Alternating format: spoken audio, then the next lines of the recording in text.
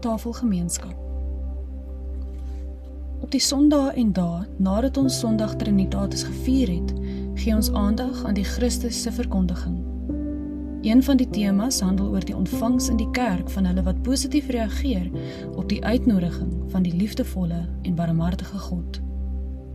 Lukas impliseer dat Jesus hierdie gelykenis rig op die godsdienstige leiers.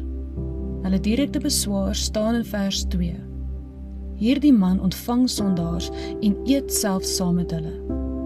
En dan vertel Jesus 3 gelykenisse. Tafelgemeenskap en die reëls van die ete was baie belangrik. Om aan tafel saam met ander te gaan, het beteken dat jy hulle waardes, oortuigings en sosiale klas aanvaarbaar vind en daarmee assosieer. Jesus het reeds hierdie reëls van tafelgemeenskap verontagsaam.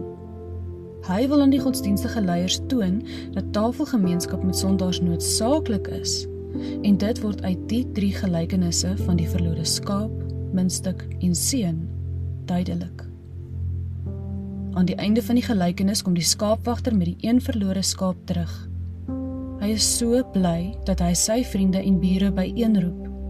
En hierdie wees saam met my bly, want ek het my skaap wat weg was weer gekry, word verstaan as die skaapwagter wat saam met ander aan tafel gaan om fees te vier.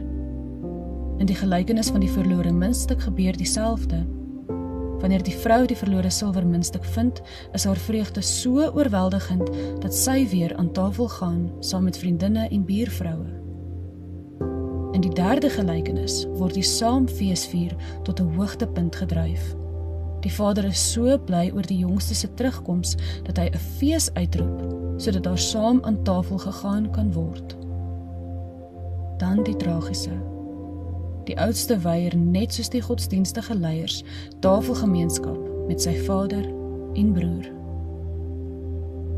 Wanneer Christus ons nooi om in deelgemeenskap sy liggaam en bloed te eet en te drink, dan is dit nie as 'n enkel gelowige nie. Die uitnodiging is juis om saam met ander sondaars te kom bly wees aan sy tafel. Hoekom die blydskap? Want, sê die pa van beide seuns, hierdie broer van jou was dood en hy lewe weer. Hy was verlore en ons het hom teruggekry.